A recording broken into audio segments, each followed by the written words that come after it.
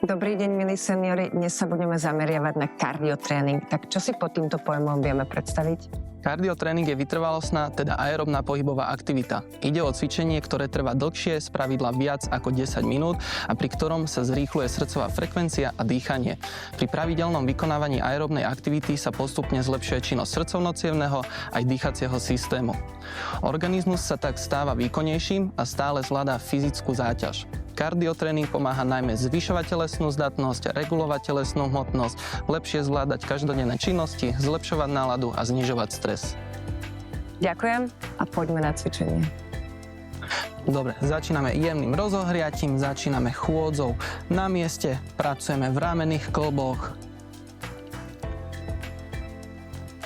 Každé cvičenie vykonávame 30 sekúnd s 15-sekundovou pauzou medzi cvičeniami. Zhlboka dýcham, rovný chrbát.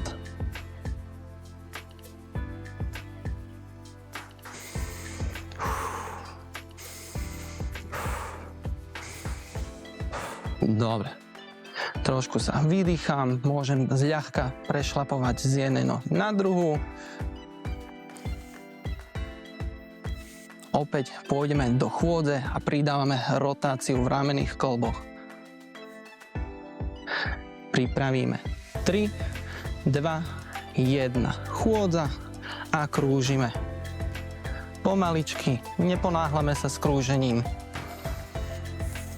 Po 15 sekundách prechádzame do druhého smeru.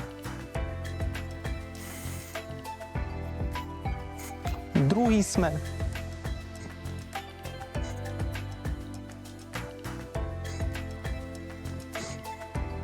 Áno, zhlboka dýcham.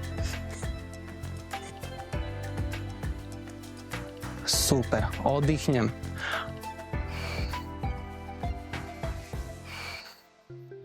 Opäť zľahka prestupujem z jednej nohy na druhú. Prechádzame na mobilitu spodnej časti. 3, 2, 1. Vykročíme nohou vpred, postavíme sa na pätu, zľahka ideme do predklonu, prehrabnem rukami vpred, vrátim naspäť, druhá noha.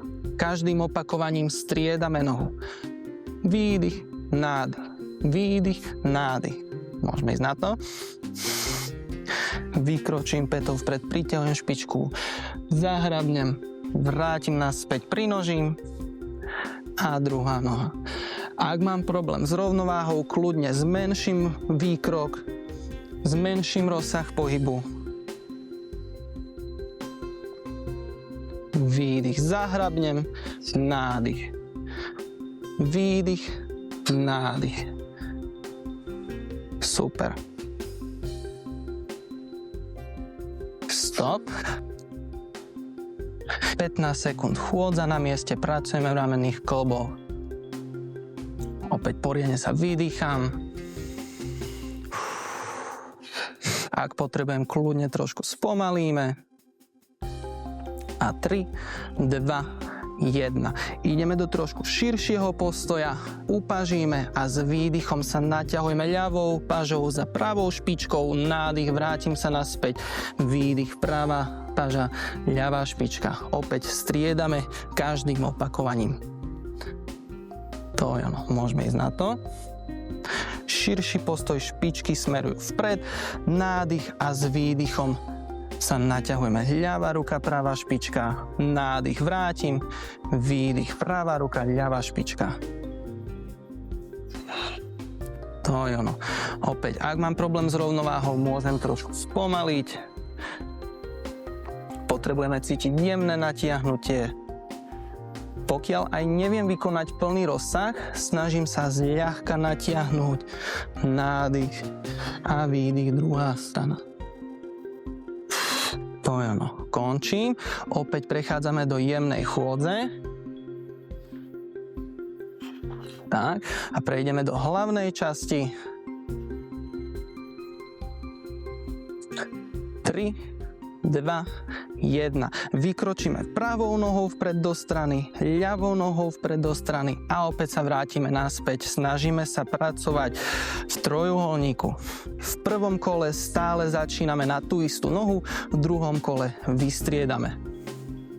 Raz, 2, 3, 4. Raz, 2, 3, 4. Stále sa snažíme pracovať aj v ramenných kĺboch. Ak nájdem istotu, môžem trošku pridať na rýchlosti. 3, 4. Raz, 2, 3, 4. 3, 2, 1. Končím chôdza. Budeme začínať na druhú nohu.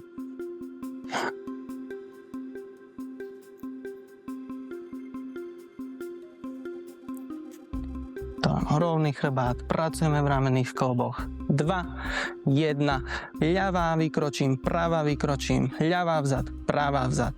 Raz, 2, 3, 4. Raz, 2, 3, 4. Opäť sa snažíme pracovať v trojuholníku, nepreskakujeme.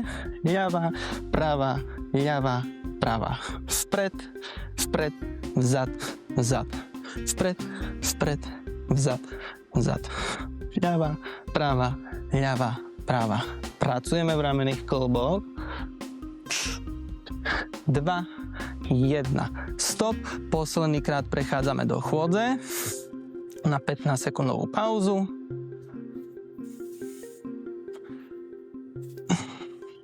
Opäť snažím sa trošku vydýchať. 3, 2, 1. Prechádzame do zakopávania, ruky idú v päsť, s výdychom zakopnem ľavou nohou, vytlačím peste nahor, nádych vrátim, výdych, druhá noha, nádych, výdych, nádych, výdych. Vytlačím, pokrčím lakte, zakopnem, vytlačím, nádych vrátim, výdych, nádych. Výdych, nádych. A opäť sa snažím prejsť do nejakého vlastného tempa. Začíname pomaličky, postupne zrýchlujem. Tak, pomaličky. Zakopnem, pritiahnem. Zakopnem, pritiahnem. Výdych, nádych. Výdych, nádych. Hop. To je ono. Posledných 15 sekúnd. Opäť sa vydýcham.